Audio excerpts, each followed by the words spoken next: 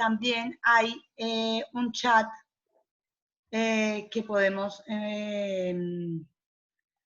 hacer en función también de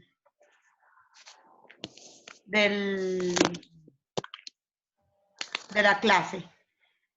Entonces, la idea es empezar a hablar un poco, vamos a ver los temas de propiedades mecánicas.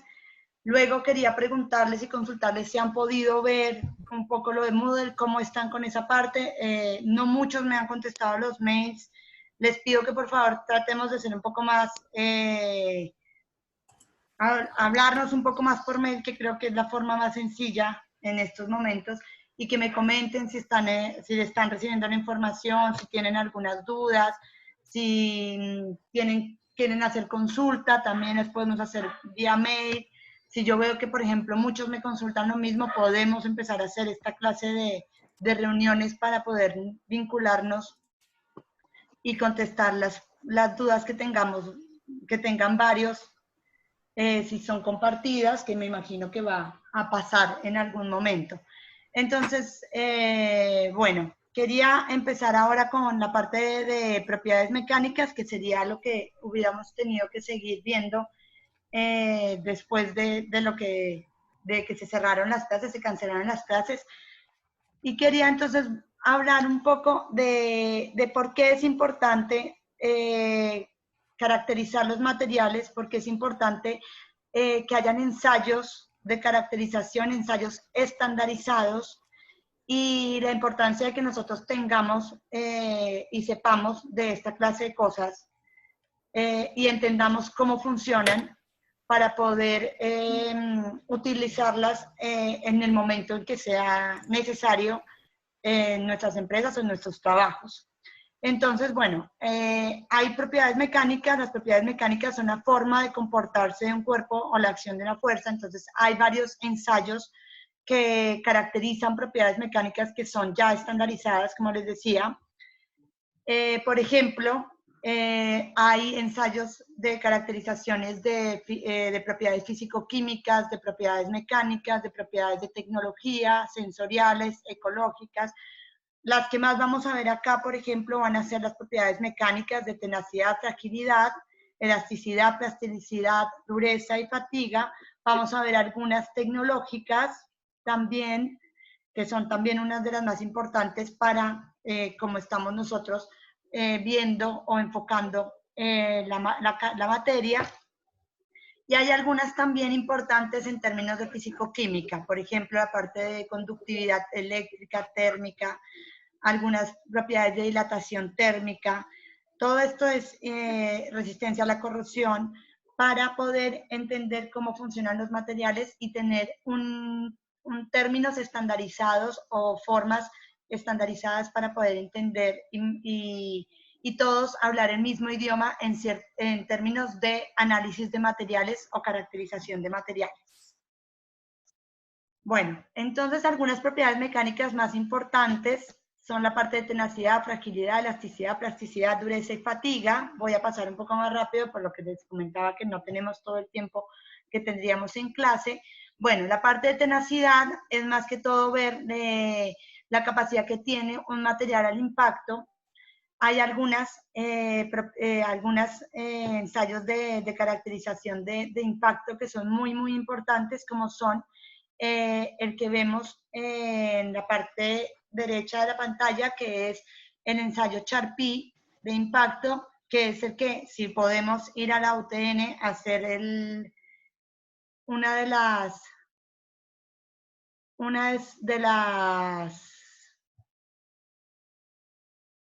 de las prácticas de laboratorio, lo vamos a poder ver allá y hacerlo allá, y es impacto a choque. Entonces, lo que se hace es hacer una probeta con ciertas características estandarizadas, y se le hace chocar esta probeta con un martillo que tiene una fuerza ya determinada, y se puede ver cuánta fuerza del choque fue absorbida por la probeta, y eso nos da una relación de su impacto, de su capacidad de impacto que tiene el material. Fragilidad es prácticamente lo inverso a tenacidad y a poder soportar un impacto. Entonces, un material, por ejemplo, muy frágil es el vidrio y se rompe fácilmente cuando tiene una acción de impacto. Elasticidad, la elasticidad es una de las más importantes que vamos a ver ahora porque vamos luego cuando veamos la parte de ensayos de tracción vamos a entender un poco y vamos a manejar este concepto de elasticidad. El concepto de elasticidad se entiende muy bien en la figura que vemos, que es la deformación elástica. Entonces tenemos un material el cual así es sometido a alguna carga o algún esfuerzo y que cuando yo dejo de someterlo a ese esfuerzo, el material recupera completamente su forma. O sea, el material puede estar sometido a cierta carga y cuando yo dejo de someterla a esa carga o a ese esfuerzo, el material es capaz de recuperar completamente su forma original o inicial. Y plasticidad es, como podemos ver también en la figura, es cuando superamos esta deformación elástica o este límite elástico. ¿Y por qué? Porque le generamos un esfuerzo mayor al que el material es capaz de soportar y esto lo que hace es que el material genere una deformación permanente. Es decir, cuando yo dejo de generarle el esfuerzo al material, el material no se recupera por completo, sino que va a tener una deformación ya de por sí. Va a recuperar cierta parte, pero no su totalidad. ¿Me siguen, chicos?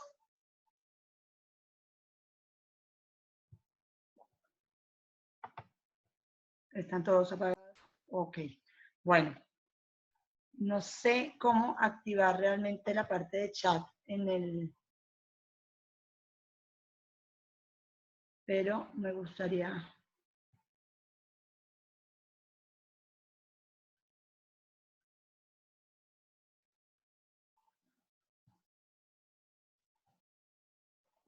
A ver, voy a ir a Zoom en un momento. A ver si podemos... Ah, chat. Ahí está el chat.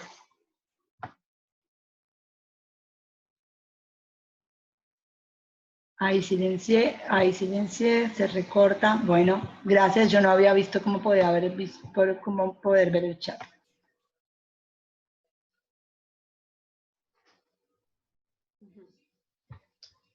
Bueno, sí, no es necesario usar el audio. Me parece mejor usar el chat. Si en algún momento tienen alguna pregunta, podemos hacerla. Buenas, ¿me oyen?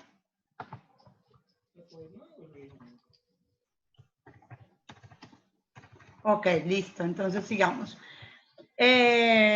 Bueno, yo voy a minimizar un poco el chat porque si no me tapa a mí la pantalla. Pero bueno, la clasificación de las propiedades, entonces también tenemos la de dureza,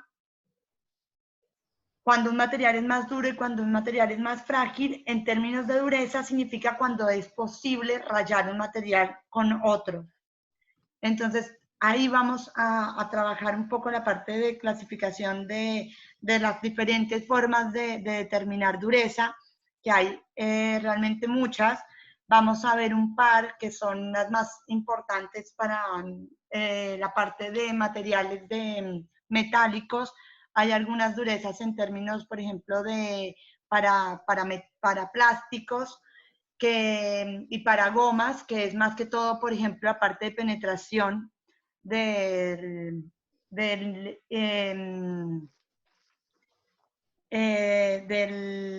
me fue la palabra, pero es del material que genera,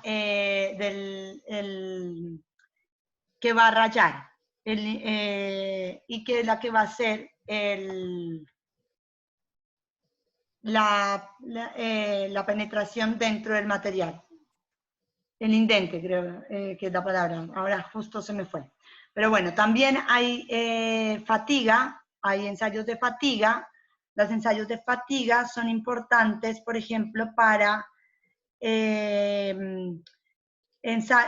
poder ver cuando un material va a generar alguna fractura si está sometido a esfuerzos constantes y esfuerzos permanentes y repetitivos. Entonces, por ejemplo, uno de los más importantes son, por ejemplo, para motores, para toda la parte de materiales que van a estar sometidos a tensión permanente, por ejemplo, vigas, se hacen ensayos de fatiga. Y bueno, tenemos también otros tipos de esfuerzo que nos van a generar y que vamos a tener vinculado varios ensayos en función de estos tipos de esfuerzos. Tenemos los de tracción, que son unos de los más importantes y son unos de los que más vamos a manejar, el de compresión, el de flexión, el de torsión y el de cortante o cizalladura. Bueno, ahora me voy a centrar un poco en el de tracción, que la idea es cuando un cuerpo está sometido a esfuerzos en direcciones contrarias. Entonces, vamos a ver, por ejemplo, cuando los materiales en situaciones normales están sometidos a tracción, pueden ser los cables, las cuerdas, las lonas tensadas. Y vamos a ver, por ejemplo, los de compresión, que son la inversa. Es cuando sometemos un material a tensiones, pero hacia al mismo sentido, hacia la dirección de este material. Cuando tenemos esta clase de ejemplos en la vida cotidiana, pilares, patas de muebles, por ejemplo, que siempre están sometidos a compresión. Los de flexión es cuando tenemos un material que está soportado en dos ejes o en dos partes, generalmente en sus extremos, y el esfuerzo se genera, por ejemplo, en medio de este material, que es el que no está soportado. Y acá vemos un ejemplo cotidiano y todas las diferentes fuerzas que podemos encontrar en este ejemplo cotidiano. Vamos a ver cuándo tenemos flexión, cuándo tenemos tracción, cuándo tenemos compresión y por qué entonces es importante evaluar en los materiales todas estas clases de esfuerzos, porque son los que van a estar sometidos a los materiales en la cotidianidad. También está el de torsión. Y bueno, los ensayos, ¿por qué se hacen? Los ensayos se hacen para poder estandarizar y poder llegar a tener valores que sean útiles para el resto. Se está cortando demasiado. Sí, yo a veces veo que tengo problemas, que el mismo Zoom me avisa que tengo problemas de conexión. Y imagino que algunos también a veces tienen problemas de conexión. Luego esto queda grabado, no sé si lo pueda subir el audio también para que luego lo puedan ustedes ver. Vamos a ver si esto se puede hacer luego. Bueno. Entonces continúo un poco. Lo que quiero es que vean que los ensayos están estandarizados precisamente para poder tener una forma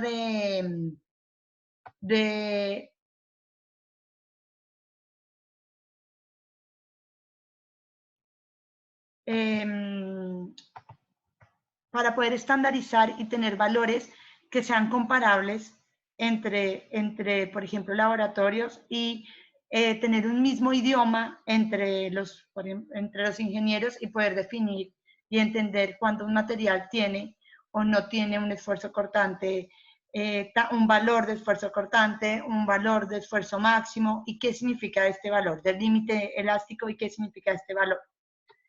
Entonces, por ejemplo, tenemos los ensayos destructivos y los no destructivos.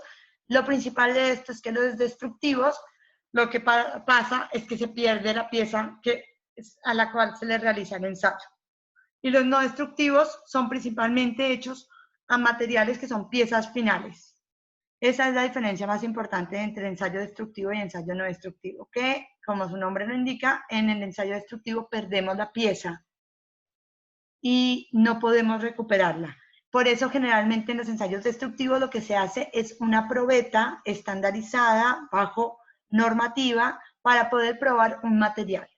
Y en los ensayos no destructivos se hacen principalmente para piezas finales, por ejemplo, ensayos no destructivos para piezas soldadas que van a ser utilizadas en un dispositivo, o para piezas, por ejemplo, de materiales compuestos que van a ser utilizados en aviones, o esta clase de materiales. Para piezas finales principalmente se hacen ensayos no destructivos y ensayos destructivos para poder llegar a determinar, por ejemplo, que un material está apto para tales o tales requerimientos específicos. Bueno, acá les hablamos un poco más de los ensayos destructivos. Se muestra que los ensayos destructivos son donde, lo que les comentaba, se tienen ya probetas, y la palabra probeta va a empezar a ser un poco más familiar para ustedes. La probeta es la pieza que se hace mediante ciertas normas y es estandarizada. ¿Para qué? Para poder ser utilizada en un ensayo. ¿Listo? El de tracción es uno de los ensayos más utilizados para poder caracterizar materiales, y vamos a ver que es uno de los que más información nos da. Vemos que entonces lo que tenemos es que en el ensayo de tracción vamos a ver esfuerzos a los cuales está sometida la pieza, que van a ser primero deformaciones elásticas, que ya vimos qué significaba elástico, que es que se recupera una vez, por ejemplo, se libere el material de este esfuerzo. Luego vamos a tener deformaciones plásticas, que son permanentes y que vamos a ver que el material no se logra recuperar completamente. Y finalmente la rotura, que es cuando la pieza o la probeta rompe, y es cuando se termina el ensayo finalmente. Estas son las gráficas más comunes que vamos a ver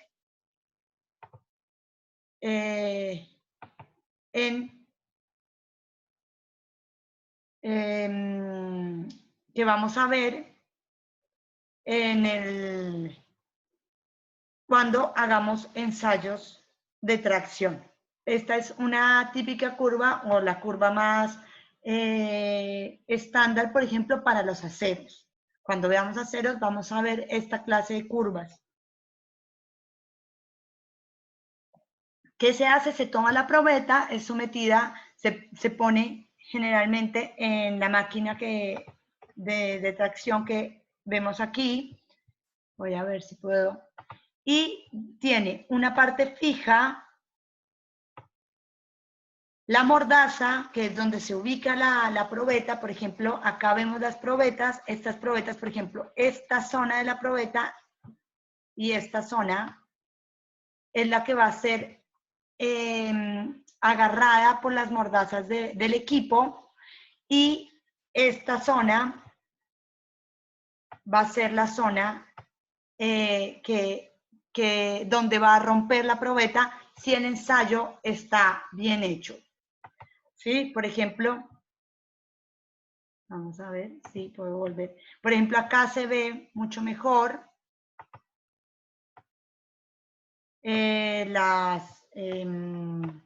las probetas, y se ve la zona, por ejemplo, estandarizada de las probetas. ¿Sí? En esta zona estandarizada es donde tiene que romper la probeta para que el ensayo sea, por ejemplo, un ensayo viable, o que el ensayo sea, esté considerado como óptimo. ¿Listo? Entonces, lo que se hace es que las mordazas toman la probeta. Hay una parte fija de la mordaza y una parte que se va a mover a una velocidad constante. La velocidad constante con la que se va a mover la mordaza o el equipo es dada por el ensayo en sí. O sea, cuando, por ejemplo, manejamos probetas metálicas, vamos a ver que los ensayos son hechos a velocidades muy bajas. En cambio, cuando hacemos probetas, por ejemplo, de materiales poliméricos que tienen, por ejemplo, elastómeros, que luego cuando veamos esta clase de materiales nos vamos a dar cuenta que se recuperan muy fácilmente los elastómeros. Entonces la velocidad de ensayo tiene que ser mucho más rápida. ¿Para qué? Para que podamos asegurar que la probeta rompa. Porque si le damos tiempo al elastómero para que se recupere, nunca va a romper. En cambio, por ejemplo, para los materiales metálicos, generalmente las probetas, los ensayos se hacen a velocidades muy bajas. Bajas, ¿qué significa? Más aproximadamente 0.5 milímetros o 1 milímetro por minuto, 2 milímetros por minuto, y velocidades rápidas son de 20 milímetros por minuto aproximadamente o más, 200 milímetros por minuto puede ser. Entonces, bueno, volvemos entonces a lo que obtenemos del ensayo de tracción. El ensayo de tracción me va a dar como respuesta esta clase de curva, de gráficos, que son un gráfico de tensión versus deformación. Estos gráficos son normalizados en función de las dimensiones de la probeta. ¿Por qué son normalizados en función de las dimensiones de las probetas? Para hacerlos mucho más uniformes y estándares. Porque si yo no lo normalizo por la geometría de mi probeta, pues voy a tener el problema de que va a estar en función de esta geometría los valores obtenidos. Entonces siempre se hacen en función y se normalizan en función de el área de la sección de la probeta, y se hacen también en función de, del alargamiento, en función del largo estándar de mi probeta. ¿Tienen alguna pregunta? Ay, perdón. Me salí.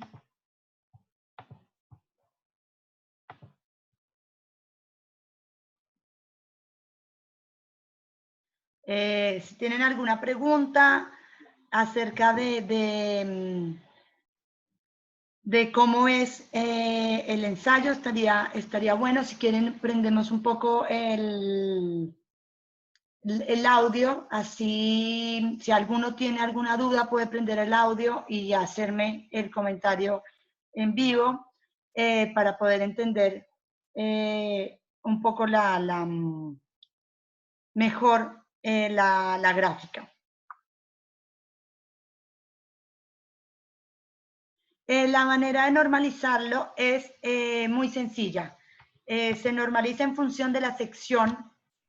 Por ejemplo, la tensión se hace en función de la carga, que es lo que nos da el equipo.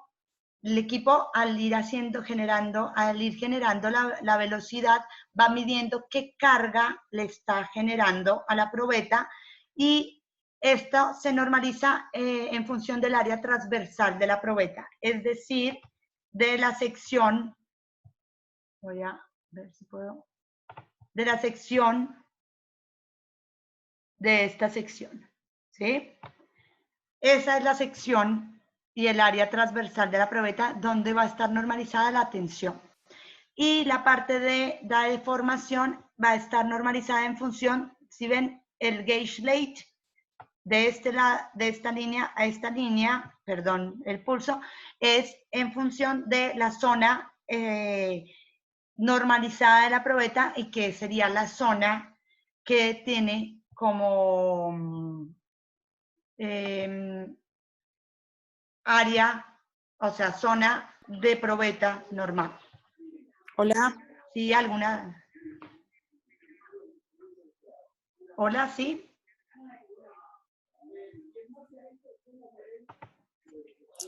No, soy Fernanda. Buenas noches. No, lo que está diciendo Sandra es que las probetas tienen dimensiones estándar y que a partir de esas dimensiones y sabiendo el material se estandariza el ensayo.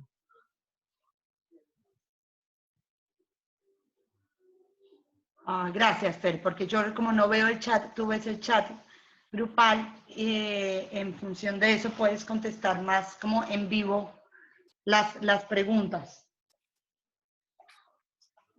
Bueno, ¿qué más les puedo comentar? Un poco de lo que se obtiene entonces.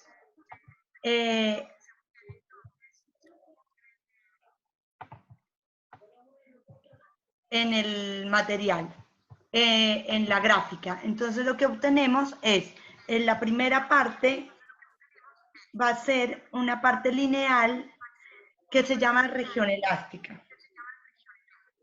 Y luego vamos a ver que esta zona, ver si quieres ahora ponerle un poco silencio porque me oigo el eco. Listo. Entonces en esta zona tenemos, a ver si logro encontrar el lápiz, ahora lo perdí.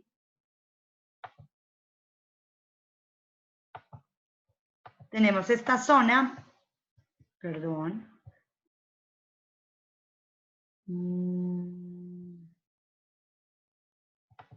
Bueno, tenemos esta zona, no sé qué hice con el lápiz, lo perdí, pero bueno, donde se va a cumplir lo que se llama la ley de Hooke. ¿Por qué? Porque es una zona donde vamos a tener un comportamiento elástico. Por eso se llama región elástica. Luego vamos a centrarnos un poco más en esta zona, que es una de las zonas más importantes. Luego vamos a tener una zona de fluencia. Esa zona de fluencia es una zona en que no en todos los materiales va a ser igual, no en todos los materiales se va a presentar. Luego vamos a ver algunas otras gráficas, pero esta sería como la gráfica más estándar y más ideal de un material para poder entender cada una de las zonas. Entonces, en la zona de fluencia lo que va a pasar es que los materiales se van a acomodar un poco después de haber tenido su límite elástico y haber sufrido ya un esfuerzo elástico máximo. Entonces se va a empezar a acomodar el material y por eso generalmente vamos a ver que o se puede ver casi que no hay una carga, pero sí hay mucha deformación, o vamos a ver en otros ejemplos, por ejemplo, que vamos a tener oscilaciones entre carga y deformaciones un poco extrañas, pero esto sucede, es por esto que les digo, porque el material se está reacomodando y está sufriendo internamente algunas deformaciones que se ven reflejadas de esta forma en el ensayo. Luego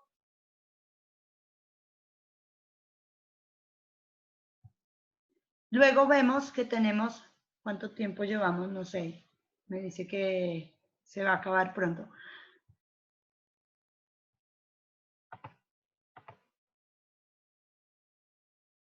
Bueno. Luego tenemos la parte de comportamiento plástico. Bueno, la parte de comportamiento plástico va realmente desde la zona de fluencia hasta ya el esfuerzo de fractura o de ruptura. Y es cuando tenemos una parte ya luego de endurecimiento por deformación, que es cuando empezamos a observar esta subida en el material en función de la carga versus deformación. Ahí tenemos el esfuerzo último, que este esfuerzo último es importante, ¿sí? Porque sería como el esfuerzo máximo al cual el material es capaz de soportar. Y luego tenemos una zona de estricción y una bajada o una supuesta bajada en términos de carga. Esta supuesta bajada no es una bajada realmente real que pasa en el ensayo, sino lo que sucede es que la estricción es un fenómeno que pasa después del esfuerzo último, que es cuando el material sufre una reducción en su área, en la sección del área. Acá podemos ver, por ejemplo, una zona que sufrió estricción cuando se le hizo el ensayo al material. Entonces esa zona donde el material va a romper, va a tener una disminución del área. Al tener esa disminución del área, lo que va a generar es en nuestra curva de ensayo una disminución de la carga, pero esta disminución de la carga está relacionada con la disminución del área de sección, que realmente como yo no la estoy normalizando en el minuto a minuto, sino que la estoy normalizando por el área de la sección original, al disminuir el área pareciera que la carga fuera menor, pero no es así. Acá, por ejemplo, se ve de hecho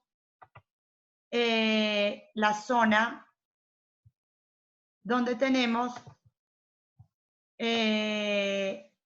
lo que sería el esfuerzo de fractura real. Si lo estuviéramos dimensionando por el área in situ o el área de cada instante de mi ensayo, tendríamos este comportamiento, que sería el del ensayo real, y no este, que sería el del ensayo normalizado por el área de la sección original de mi probeta. Y finalmente tengo la rotura. Cuando se rompe, se termina el ensayo y ahí terminamos nuestra gráfica también. Acá les muestro entonces también algunas probetas y algunas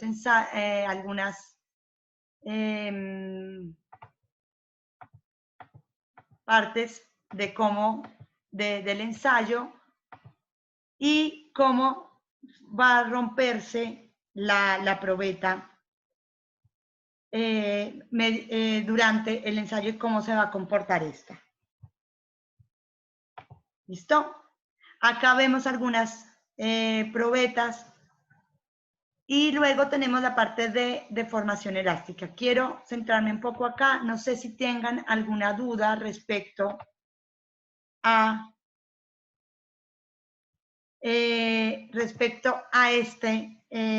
esta parte de la explicación de la gráfica. Eso es lo más importante que quiero que quede claro un poco en esta reunión, porque creo que era la parte más importante de la PPT y que era lo más complicado de entender.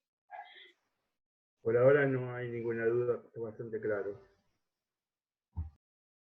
Bueno, ¿alguno tiene alguna otra duda o estamos bien?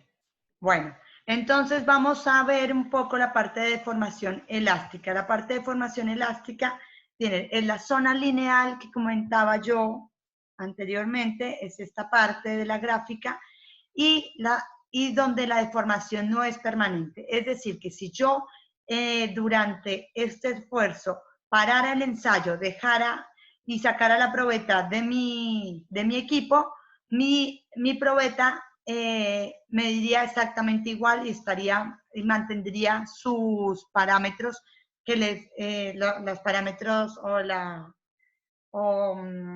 parte de longitud y todo esto se mantendría exactamente igual. ¿Por qué? Porque estoy en la zona de la región elástica. Una vez pasé esta zona elástica, ya voy a tener una deformación permanente, es decir, que mi material va a tener una deformación que se va a mantener con el tiempo. No va a ser la misma deformación que voy a tener cuando está el material sometido a esfuerzo, sino va a ser una deformación proporcional al obtenido entre la parte de esfuerzo y la parte en la región elástica y en la zona plástica. Esto ya luego lo explica mejor, se explica mejor en la PPT, no es algo tampoco tan sencillo y tan fácil de entender, pero si vamos leyendo y si leemos, por ejemplo, también los libros que al final de la PPT se muestran algunos capítulos de algunos libros que ya compartimos, que Fernanda les envió en la bibliografía, se va a poder entender mucho mejor cada una de las zonas y qué es lo que significa cada una de las zonas. Lo importante de la zona elástica es que nos da un valor muy importante y un valor que se utiliza muchísimo, que es el módulo de Young o módulo de elasticidad también. Este módulo de Young es la pendiente que me da esta recta que utilizo, que veo en la zona de la región elástica. Este módulo de Young, voy a adelantar para poder llegar a esta zona lineal y el módulo de Young, se basa en la ley de Hooke, que es la misma ley de Hooke que vimos en física, que vimos en el momento que veíamos la parte de resortes, y lo que dice esta ley de Hooke es que hay una relación directa entre el esfuerzo y la deformación de mi material, y que esa relación se puede conocer como módulo de Young o módulo de elasticidad. Y ese módulo de elasticidad o de Young me da un valor referente a la resistencia a la deformación elástica no permanente que va a tener cada material. Es decir, yo, por ejemplo, cuando utilizo materiales para construcción, necesito que el material esté por debajo del módulo de elasticidad o del módulo de Young. ¿Por qué? Porque necesito que el material no tenga, por ejemplo, deformaciones permanentes una vez está sometido a cierta carga. Entonces, yo puedo definir qué carga puedo, a qué carga puedo someter cierto material para asegurarme estar siempre por debajo de ese valor de módulo de Young, ¿sí? Y esto me va a asegurar que el material no tiene deformaciones permanentes y tiene una resistencia debajo de esta deformación elástica, o sea, dentro de esta zona de deformación elástica, y no voy a tener posibles, por ejemplo, fracturas o rupturas del material por haberlo sometido a una carga superior a la que pueda tener.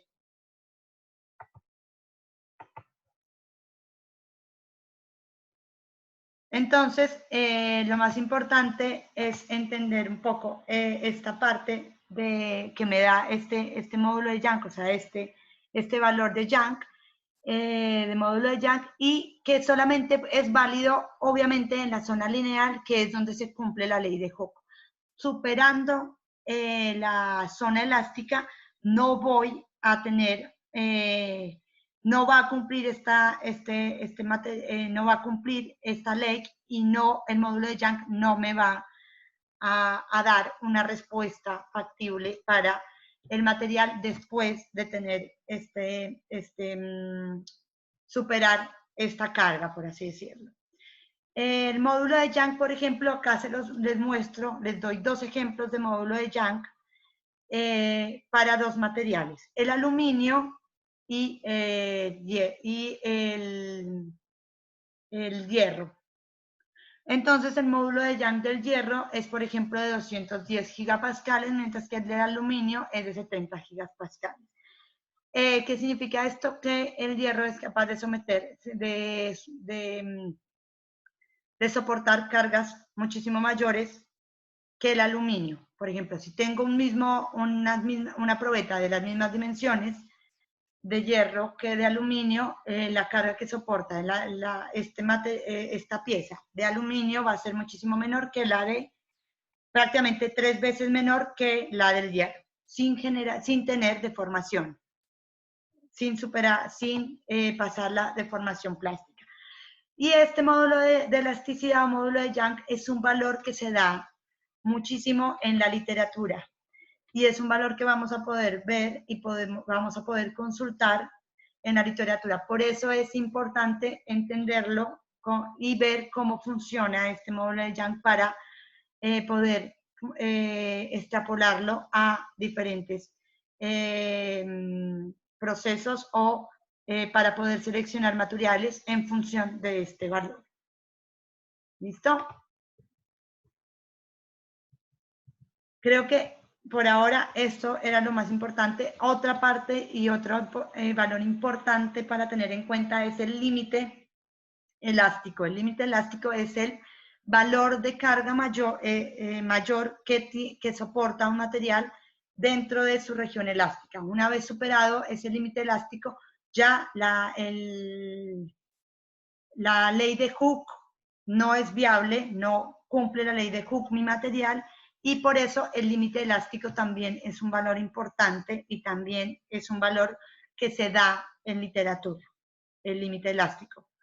¿Por qué? Porque, como les comentaba, es un valor que me da en la zona exacta donde voy a tener y voy a cumplir con la ley de Hooke. Superando este límite elástico no se puede extrapolar la ley de Hooke.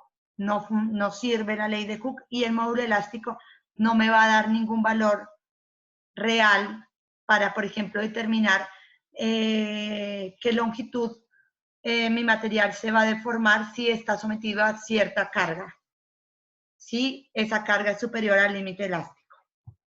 ¿Listo? Por ahora, creo que es lo más importante y lo que quería que tuvieran más claro de esta clase, de esta diapositiva. El resto me parece que se entiende, o sea, que las diapositivas son claras y se entienden. También hay que seguir leyéndolo, o sea, les pido por favor que, ya que no estamos teniendo las clases, que lean muchísimo, que aprovechen estas horas que tienen y este tiempo que van a estar en cuarentena para que puedan estudiar y puedan ir avanzando y entender conceptos que no son tan sencillos de entender y que obviamente en una clase de 40 minutos tampoco son sencillos de poder transmitírselos a ustedes. Pero bueno, lo que quería era que hiciéramos más que todo como una muestra de cómo podemos trabajar en este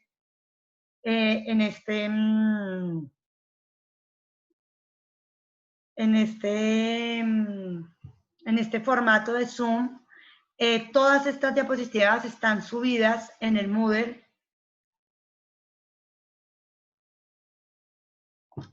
Esta se llama propiedades. El Moodle están subidas, yo las puedo organizar en función del orden. No puse, vi que como tenemos el Moodle compartido con los docentes de la otra comisión, varias de las PPTs que estaban como ocultas, para no confundirlos, el otro profesor las abrió, las mostró, pero guiémonos un poco del cronograma que les envié, léanlo. Estuve viendo que, por ejemplo, la parte de aluminio va a ser un poco complicado entenderlo sin ver la parte de diagrama de fases. Entonces, sugiero que lean un poco y que vean un poco las PPTs de diagramas de fases. Yo se las voy a subir en orden, se las voy a poner un poco en orden, les voy a decir cuáles abrir y cuáles no, para no estar enviando PPTs también por el mail, porque esto, bueno, a veces bajarla del mail a veces también es más complicado que bajarla del mismo Moodle, y para no tener también 4 veces la misma diapositiva, pero las voy a organizar en el Moodle para que esté más claro y podamos interactuar de este modo. No sé si tienen alguna duda, si tienen alguna sugerencia respecto a cómo seguir con estas clases. Podemos hablarlo también si quieren por mail, podemos hacer un mail un poco más de ida y vuelta entre todos para ver si este horario, por ejemplo, les es cómodo para hacer las clases, para hacer esta clase de consulta todos los miércoles a las 7 de la noche. Podemos tomarlo como la hora de reunión y empezar en función también podemos también organizarnos y enviar de pronto algunas consultas previamente para si tienen alguna consulta, por ejemplo, respecto a alguna diapositiva, alguno de los temas, algo no les quedó claro, leyeron, no lograron entender, pueden enviarme las consultas. Yo veo si realmente la consulta empieza a ser muy común, podemos organizar y contestar esta clase de preguntas en este horario. Me parecería que sería lo más factible y lo mejor para todos. Poder usar esta hora no solo como para ver las diapositivas, que ya todos las pueden ver en su horario, en su tiempo, en su momento, sino para contestar preguntas un poco más específicas y cosas un poco más complejas que ustedes solos de pronto no van a poder entender tan fácilmente, y que para poder aprovechar estas 40 30 minutos. También de subí, no sé si vieron, subí en la parte de ejercicios, unos ejercicios, si quieren se los envío, eso sí los puedo enviar por mail, también para que sepan cuáles son los ejercicios que son respecto a ese tema de propiedades mecánicas, que pueden ir viendo, pueden ver los libros para entender mejor, porque hay algunos ejercicios que no van a estar en esta PPT explicados, pero que sí están en los libros que les enviamos, o que están acá en la PPT muy por encima, pero que estaría interesante que podamos analizar los ejercicios y hacer consultas respecto a esos ejercicios. ¿Listo? Por ahora estos ejercicios los vamos a hacer personales porque pues es muy difícil con la cuarentena hacer grupos y poder seguir la lógica que teníamos previamente de grupos. Entonces van a ser personales. Van a haber algunos, por ejemplo, esta guía, por ejemplo, no hace parte de los TPs. La idea de esta guía es que ustedes puedan hacer algunos ejercicios prácticos, pero no es algo obligatorio y no es algo que nosotros vamos a pedir que no lo envíen a tal fecha y tal hora, sino es más que todo para que ustedes puedan hacer algunos ejercicios en casa y puedan empezar a trabajar un poco solos. Luego si seguimos en cuarentena y seguimos con esta modalidad, sí vamos a tener que hacer algunos TPs, por ejemplo el de diagramas de fases, y ese sí no lo van a tener que enviar para poderlo corregir vía mail, sería. ¿Alguna duda, alguna consulta? Ya creo que en breve vamos a tener que acabar la reunión. Pero bueno, quería que ustedes opinaran un poco respecto a cómo les parece esto, si quieren enviarme un mail o si quieren opinar por acá, perfecto, pero bueno, la idea es que podamos seguir con estas clases consulta una vez a la semana en este horario. ¿Les parece? No sé, Fer, si tú tengas alguna otra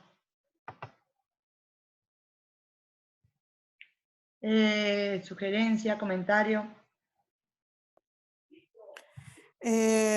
Buenas noches. No, creo que con respecto a los ejercicios, si bien no se los vamos a pedir, la idea de que los hagan es que entiendan también determinados conceptos que después se aplican y si uno no hizo nada al respecto, cuesta entender. Y bueno, sobre todo en la parte de propiedades materiales, entender un poco algunos comportamientos, ¿no? Claro, sí, la idea es que hagan los ejercicios, ya que, bueno, nosotros generalmente hacíamos algunos ejercicios en clase cuando veíamos este tema, que obviamente no vamos a poder hacer, entonces por eso se hizo esta guía de ejercicios para que ustedes la puedan seguir. No les digo que, o sea, si no la quieren enviar y quieren que la veamos, perfecto, estaría muy bien, por nosotros mejor.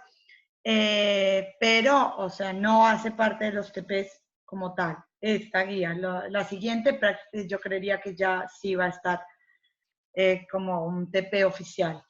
Pero bueno, la idea es que ustedes lean lo que les enviamos los libros. Creo que ya todos tienen la bibliografía que Fernanda la subió. Entonces, bueno, ahora como no vamos a estar en contacto continuo, lean, traten de adelantar lo más que puedan leyendo los libros. Hay libros que son muy, muy explicativos en este tema. Por ejemplo, el Shackelford, se lo recomiendo. En este tema es muy, muy interesante. Otro que también es muy bueno es el Smith en este tema de propiedades mecánicas.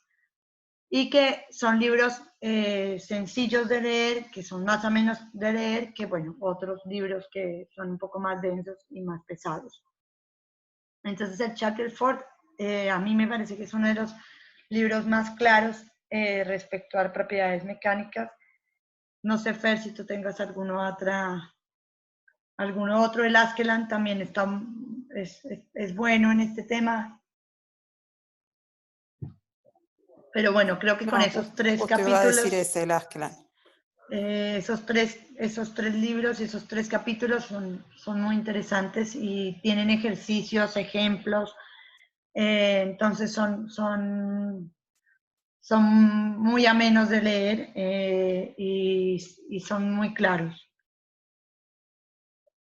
Luego sí, lo otro es lo que les comentaba. Si quieren, para la próxima clase vamos a ver algo de los ejercicios. La idea es que ustedes vengan con los ejercicios resueltos, que vayan haciendo los ejercicios y podamos tener un poco, una reunión un poco más interactiva y que podamos participar más todos.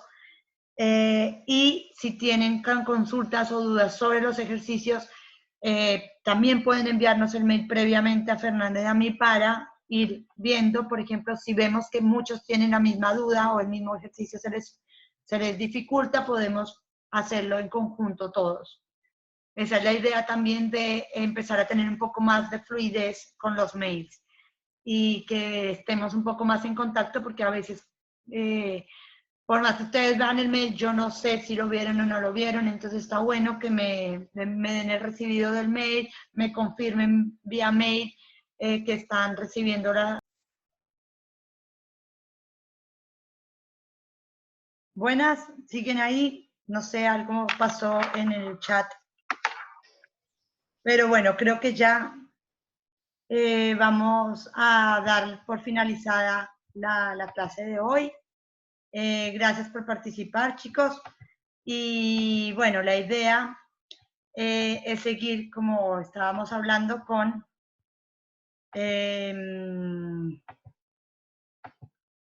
esta reunión así, ¿les parece? Entonces, bueno, les enviaré entonces las cosas por mail y nos vemos el próximo miércoles a las 7 de la noche. Yo envío, como envié anteriormente, el link para que se conecten. Entonces, bueno, nos vemos, chicos, que estén bien y bueno, a cuidarse mucho y a cumplir con la cuarentena para que esta situación termine lo más pronto posible. Que estén bien, chicos.